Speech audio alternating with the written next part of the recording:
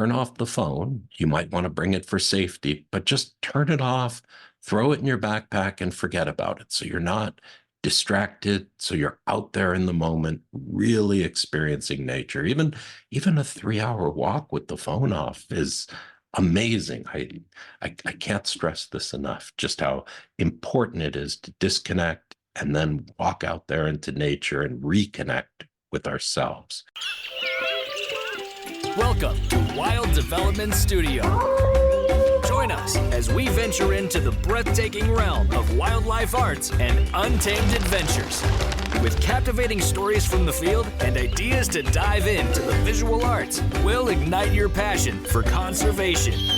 Get ready to develop something wild. Welcome to Wild Developments. I am your host, Lauren, and today we're talking to Ethan Gallogly, PhD. He is a leader in the Sierra Club, the California Hiking and Outdoors Society, and the Outdoors Club of Southern California. His boots have covered countless miles, including the John Muir Trail, the High Sierra Trail, and the Theodore Solomons Trail, and over 900 miles of the Pacific Crest Trail. He was a reviewer for the Wilderness Press Guides, Sierra North, Sierra South, and Yosemite National Park, and has read nearly every book on the history of the Sierra Nevada. His award-winning novel, The Trail, is authentically set on the John Muir Trail. Well, thank you so much for being here today, Ethan. Thank you for having me, Lauren. I want to congratulate you. You've won some awards on your novel, The Trail. What inspired you to write it? Well, I guess I was most inspired by a trip I took through on the John Muir Trail when I turned 50. And the John Muir Trail, if you don't know, is a 211-mile trail from Yosemite to Mount Whitney, the highest peak in the United States. It's mostly wilderness. You cross one road in the entire trail. Took me about 28 days to do. And when I got back, I was just so amazed, so in awe about the trail and the people I'd met and just everything I'd seen that I wanted to share the experience. And I hadn't thought about a book. I was scheduled to give, or I got on schedule to give a lecture at the college I was teaching at, and that got preempted. There was another speaker who needed the time. But, you know, as a professor, you do research, you look into things, and I'd read the history of the trail. I got very into the John Muir Trail. I found out all kinds of things about the places I'd been that I'd never known. And I realized I have enough material here for a book, but I didn't think anyone would want to read the story of my hike. So, you know, I've been leading trips and doing backpacking for 30 years. So I took a lot of the folks I met on trail, fictionalized them, and took a lot of the stories and events from my own 30 years of hiking and turned it into kind of a compelling novel where it tracks the same schedule that I took, but with two unlikely heroes who are hiking the trail and kind of their adventures and their experience along the way. And into that, I weave in the history and background of the Muir Trail. So, you know, readers get caught up in the book, and then they also learn something about the background and history, you know, how this trail came to be. I love when authors sneak in little nuggets of things that people can learn, because you're wrapped up in the story and enjoying the story, and you're learning at the same time. Yes, I'm very much the same way. When I read historical fiction or some other book, I love being drawn into the world. I love being drawn into the background and you know, all the details. But you still want a compelling story. You want something to bring you forward. And so in the trail, I've got young Gil, who is anything but a backpacker. He doesn't want to go, but his father's died, and his father's old best friend, he's a former Berkeley professor, is dying. He has cancer, and it's kind of his dream to hike the trail before he dies. And he invites young Gil to join him, and the two of them just they're at odds right from the beginning. It's a disaster, and Gil is trying everything he can to get off the trail. But I did that intentionally because what I wanted was a story where a person who doesn't necessarily love nature, who doesn't necessarily feel comfortable going out in the woods, could identify to some extent with the protagonist, where, Gil is not very likable in the beginning, but he doesn't want to be in nature. And I think a lot of us just have this fear of going into the woods, particularly on a backpacking trip. The logistics, the insects, the day by day hiking. It's kind of overwhelming if you've never done it. And so Gil lets the reader see that point of view as he slowly gets into the wilderness. And so he's transformed through his journey, as is Sid, the older character, but in a different way. Sid is very much coping with the philosophy and the reality of facing death. And so he struggles with that as Gil struggles with just being comfortable in nature. And the two of them, well, I don't want to give away the ending, but there's both of them undergo transformation through the story. Now, part of the description for this book, nature is helping us to find what is missing in our lives. Can you give some examples, maybe personally or that you've seen in others, of how nature helps us to fill that void? Oh, sure. It's tremendously powerful. I mean, for anyone who spends time in nature, and I'm sure just looking at the photos and stuff you have there that you've spent quite a bit of time, when you go out into nature, particularly when you leave the electronics behind, the cell phones and the noise, maybe in the first day or so that you're out there, you're still thinking about all the stuff you've got going on in society. Maybe you've got a meeting coming up or some important, event. But as you spend time, that all quiets down in your head and it becomes meditative, and you really just start to exist. You start to be in nature. You start to see the surroundings. I mean, like the background I have here. This is up at Evolution Lake on, near the Goddard Divide on, in the Sierra. And you just start to wonder at the rocks and the trees. There's a sense of awe and quieting from being out in nature. And this is extremely healing. This is extremely rejuvenating. And what happens is you go out into the wilderness, you spend a few days, and you just come back refreshed and clear and with a new sense of self and value. It's got to be different for everybody. Everybody's going through different things. Everybody has different connections to make, but somehow nature is extremely healing.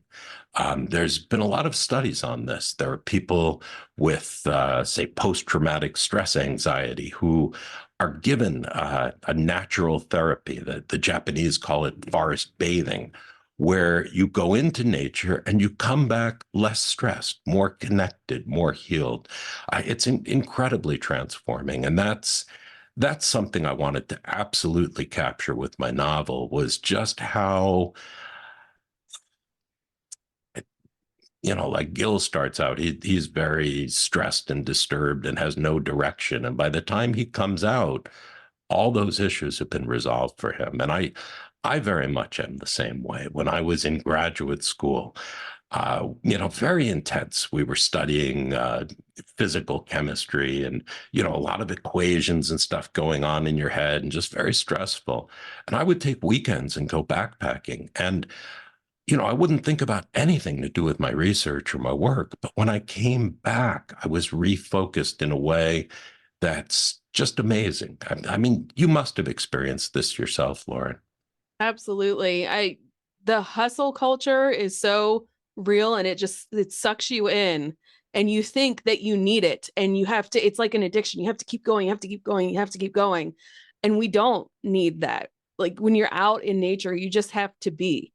And you are, like you said, you're refreshed, you're transformed, you have new focus, you come back recharged and refreshed. I left the business world to focus more on my wildlife photography, and sharing stories just like this to inspire people to realize we need outside more than it needs us. Yes, absolutely. And I think the worst culprit in our lives are these cell phones, which, they ping or turn red and your attention is drawn to them. And you don't have that meditation anymore. I mean, you probably know this. I certainly do. Growing up, we didn't have cell phones. And if you were on a long car ride or traveling somewhere, you meditated. You stared out the window and thought about things. And it was greatly refreshing. I mean, I say this now, but I know my children would never put their cell phones down in the car and just look out the window. They're absorbed in some video or something else. They have to be constantly entertained. And it happens to all of us. It's insidious. But when we go out in nature where there's no signal and you put the phone away and you just pay attention to what's in your head and what's around you and you clear that out. I mean, it takes a few days. The first day you're out there, you almost feel this urge to look at your device and you're like, well, but I don't have it with me, or there's no signal. Um, that passes. And when that passes, it's like putting down some kind of burden and relaxing. And then the transformation happens where you're absorbing everything around you. You're able to reflect on your inner thoughts and you're able to connect to nature. You may sit and just watch a bird by the water, but it's amazing. I mean, you know it as a photographer. You can spend 2 hours doing that and be completely transfixed. And it's not something easy to explain to people. I mean, that's why I had to write a book in a sense, is to get the reader into into that rhythm of being out in the wilderness. But it's incredibly healing and transforming. I mean, it's the biggest message is just how beneficial that is. So when somebody reads your book, I'm sure they're going to be inspired to go hiking, maybe even to do the John Muir Trail. What are some ways that somebody can begin to prepare for an adventure like that? And what can they expect when they're out on the trail? Sure.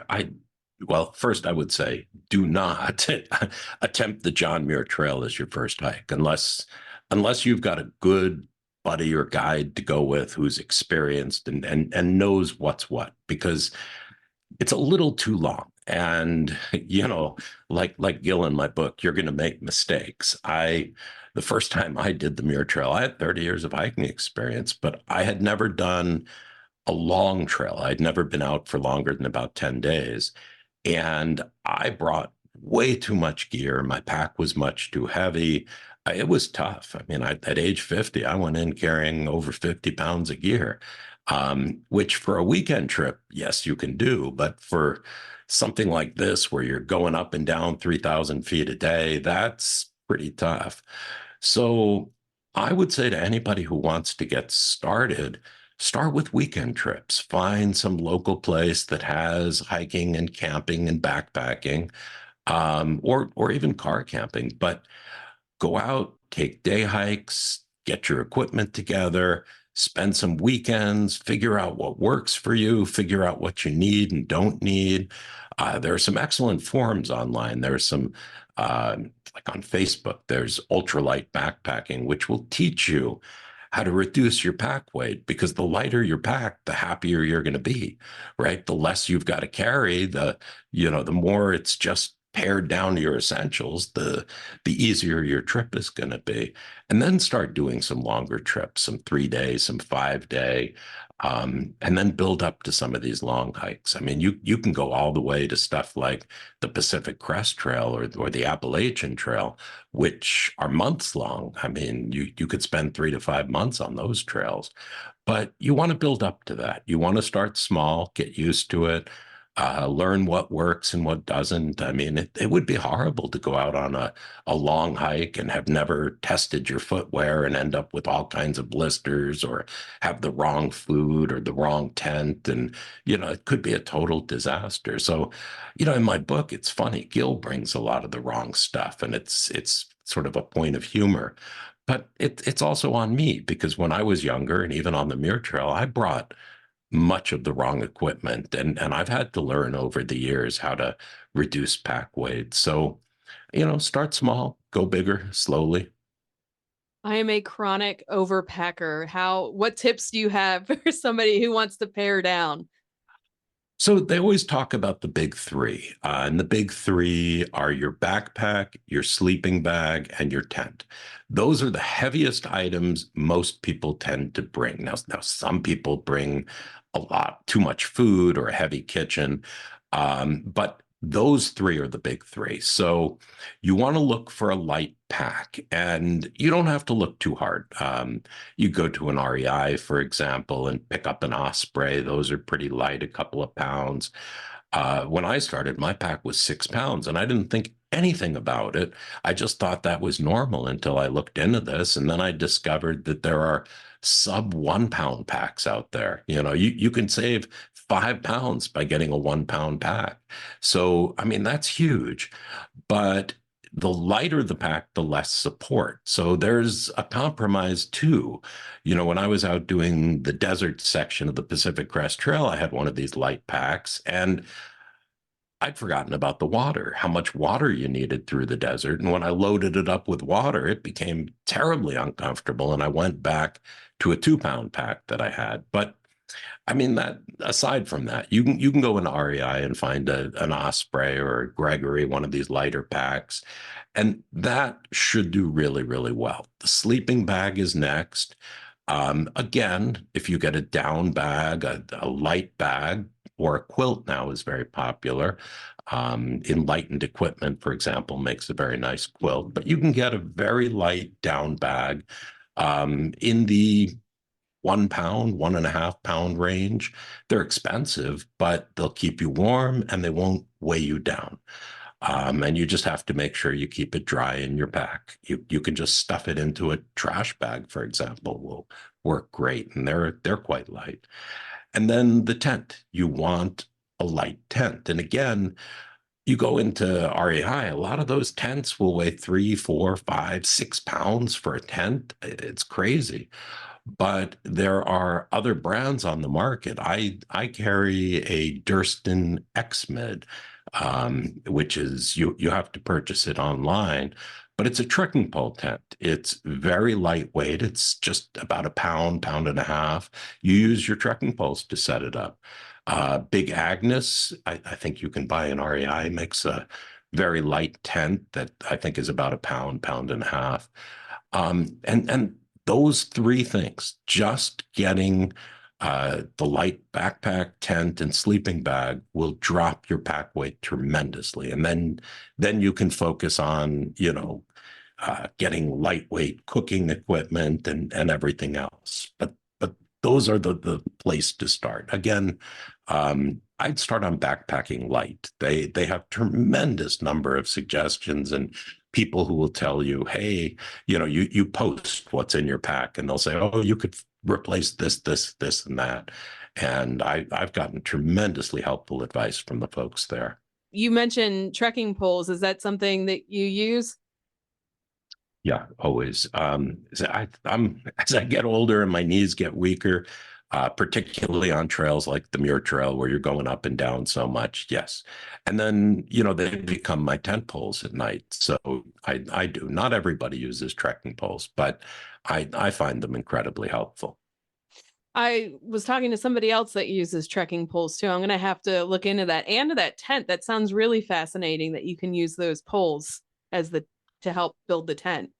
Yeah, I think the website for that one is durstongear.com.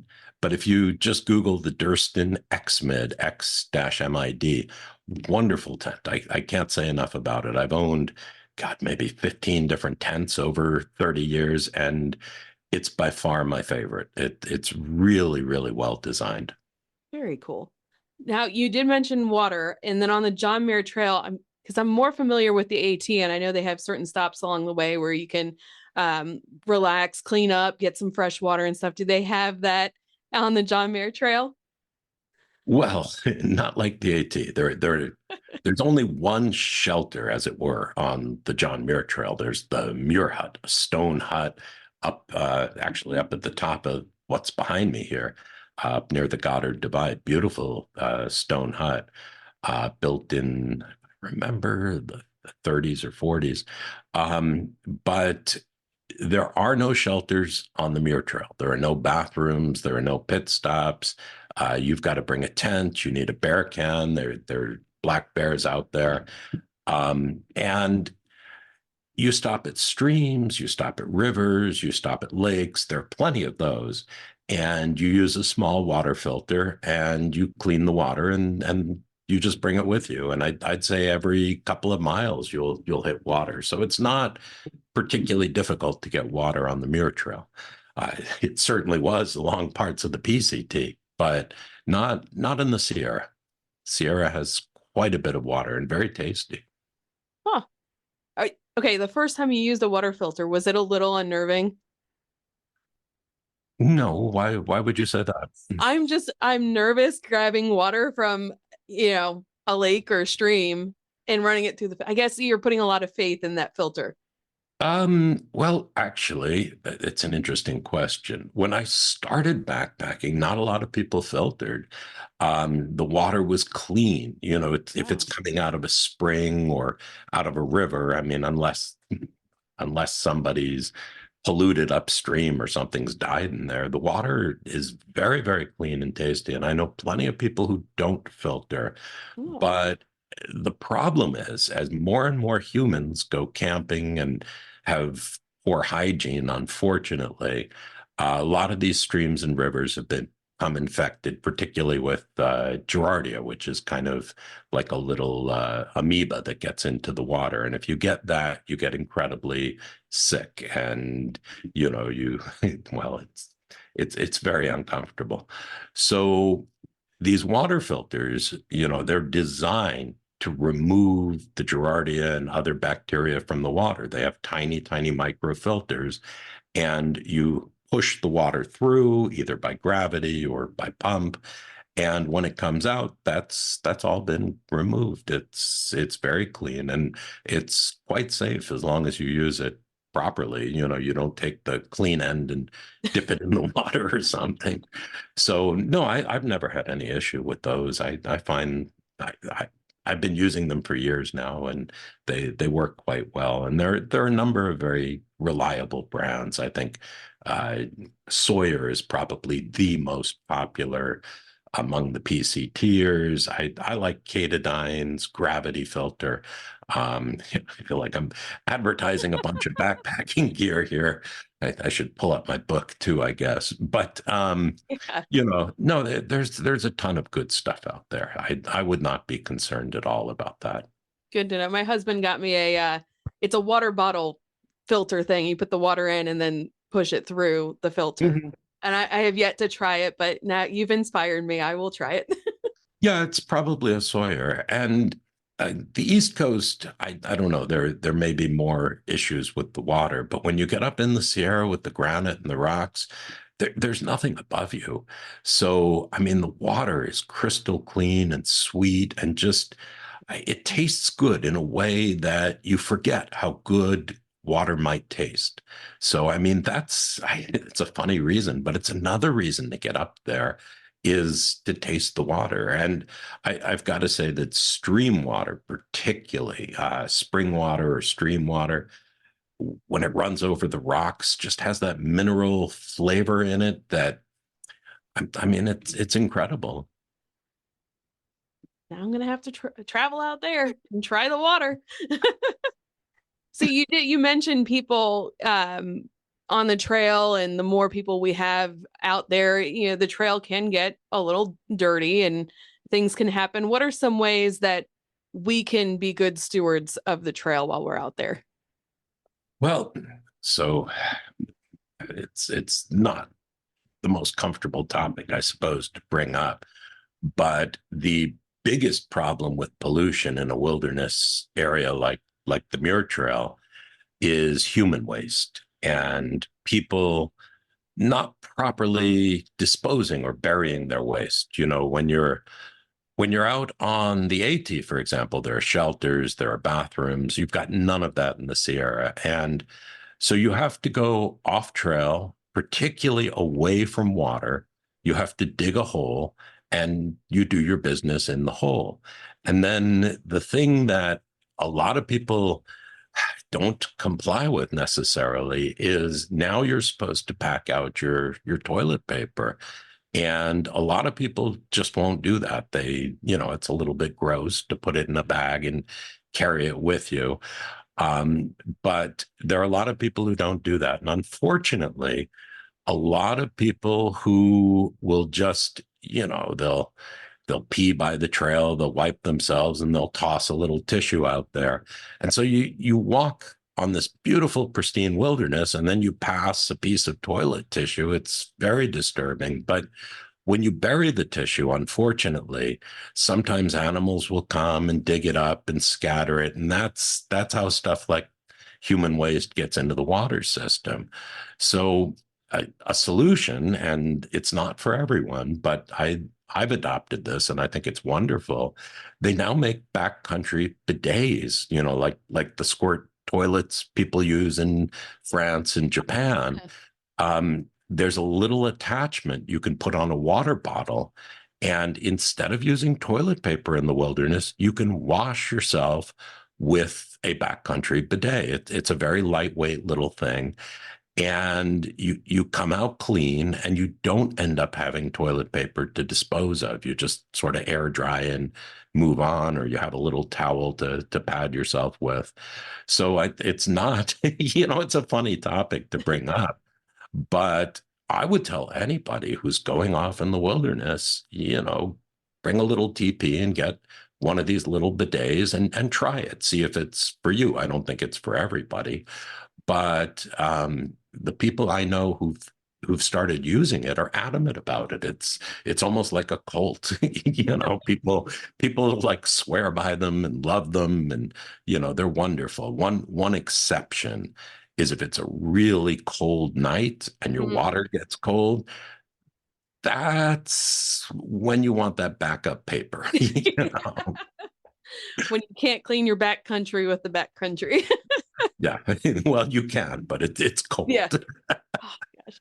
I mean, that's an uncomfortable topic to talk about, but it's so important because, it's something we all do, and we need to teach each other that this is how you do your business when you're out in the woods.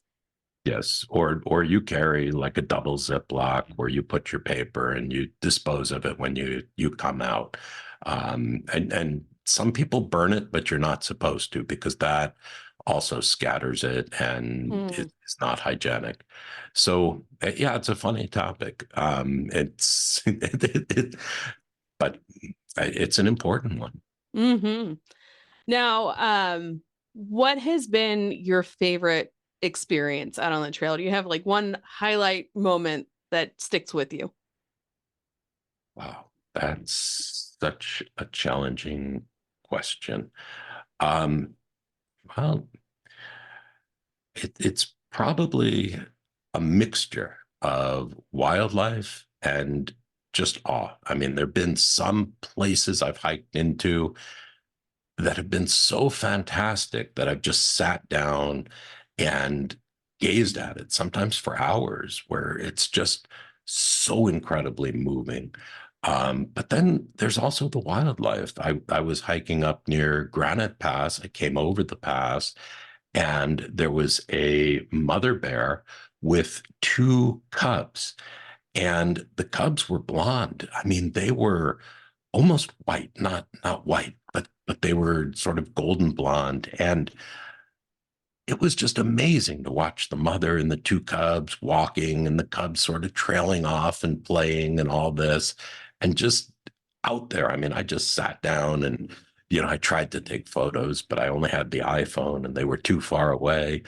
But it was just fantastic to see nature like that. I mean, I'm guessing, but I'm assuming that's what got you into wildlife photography.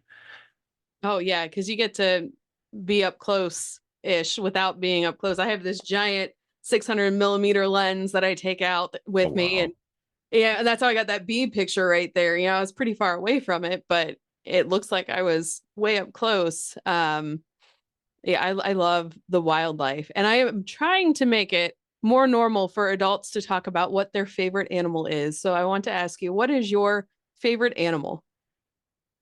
That's another interesting question. I'm going to go with those bears. I just there's something about the bears, and if you ever see them, like when they get wet or something, they look like a human being, and they're so intelligent. I mean, I've had bears at night circle my tent and other things, and it's when you look at them, it's like looking at another being, and you just know there's something inside them. They're very interesting creatures. Um, I, I love all those things, though, all of nature. You said you carry a 600 millimeter lens. That must be very, very heavy, though. It's so heavy. Yeah. Um, I can't carry it for very long when I'm hiking. And one of my favorite spots to go as of lately has been Cades Cove in Gatlinburg. And I went in May of last year and I got to see some baby cubs, black bear cubs for Uh-huh. the first time. Love that. It was so addicting. I had to go back again in November and bring my husband and my son with me. And it was rainy that day. I have some pictures of some bears covered in the rain, like you're talking about. And I had no idea that they love acorns as much as they do. And they are up in the tree, and you see the leaves falling before you even see the bear. It's incredible. Yeah, a lot of times they send the cubs up. The adults get too heavy, and then they send the little cubs up to do the foraging in the trees. And the cubs play. They're just like children. They play in the same way that children play. It's so. I have two kids, and I'm watching the cubs. I see behavior that I'm like, my kids did that. It's the same thing. I struggle too. You talked about the lens.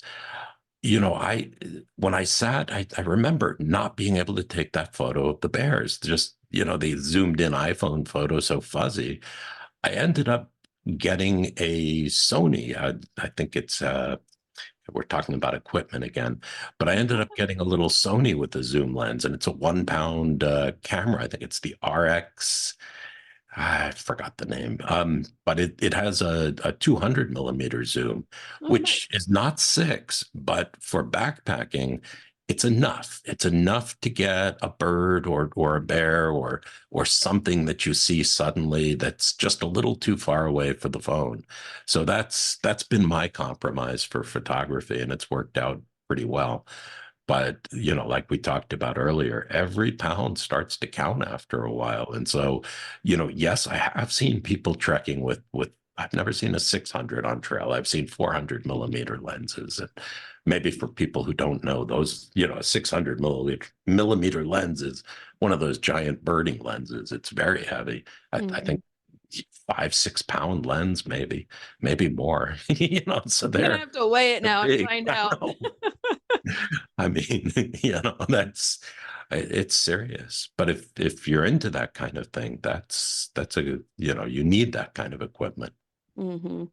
Oh, before we go, because we are quickly running out of time, do you have any plans for more books? Oh yes, I'm actually working on another book right now. It's going to be a historical fiction of one of the early explorers. I don't want to talk about exactly who and what's going on, but back, one of these guys back in the 1800s who went out and explored the Sierra and some other places. So I've been working on that, but I'm a slow writer. I think it'll take 4 or 5 years before this book is done. It took me 4 or 5 years to write the trail. Well, if people wanted to check in with you every once in a while and see how you're coming along with that, where can people find you at? I've got a Facebook site, an author site on Facebook. I've got a website. I think you have the link, ethangallogly.com. And you can find my name on Amazon, for example, if you look up my book or Google it. So it's pretty easy to find me. Yep, and I'll put the some of those links in the show description notes so people can right from the show, click right over and check your stuff out. Before we go, what is one tip that you have for someone that would like to connect or maybe reconnect with nature? Get out there. I mean, just do it. Just get out there. So I think there's nature all around us. Wherever we live, there are natural places. You know, throw a tent in the back of your car and go car camping, park at some trailhead and take a hike, depending on your ability and what you can do. Find a friend and then go out and backpack, jump in a kayak, hit a river, whatever you're into, go fishing, but just getting out there. And I would add one little thing to it. Um, Turn off the phone. You might want to bring it for safety, but just turn it off, throw it in your backpack and forget about it. So you're not distracted. So you're out there in the moment, really experiencing nature. Even a 3-hour walk with the phone off is amazing. I can't stress this enough, just how important it is to disconnect and then walk out there into nature and reconnect with ourselves. One of the things I like to say is that recreation, this word, is really recreation. Love that. That is amazing. Well, thank you so much for talking with me today. And until next time, get outside and see what develops. Thanks for joining Wild Development Studio. We hope this exploration into the world of wildlife arts and adventure has sparked a desire to get outside and connect with something wild. If you have an adventure that's awe-inspiring, don't hesitate to share. Click the link in the description to submit your story to have it featured on our show or be a guest. Until next time, keep connecting to the wild and see what develops. The views, opinions, and statements expressed by individuals during Wild Development Studio productions do not necessarily reflect the views or opinions of Wild Development Studio or its affiliates. Participation in any activities, expeditions, or adventures discussed or promoted during our content may involve inherent risks. It is strongly advised that individuals conduct thorough research, seek professional guidance, and take all necessary precautions before engaging in any such activities. Wild Development Studio, its representatives, or employees shall not be held responsible for any injury, loss, damage, accident, or unforeseen incident that may occur as a result of participating in activities inspired by or discussed in our content. By choosing to engage with our content or act upon any information provided, individuals do so at their own risk and discretion.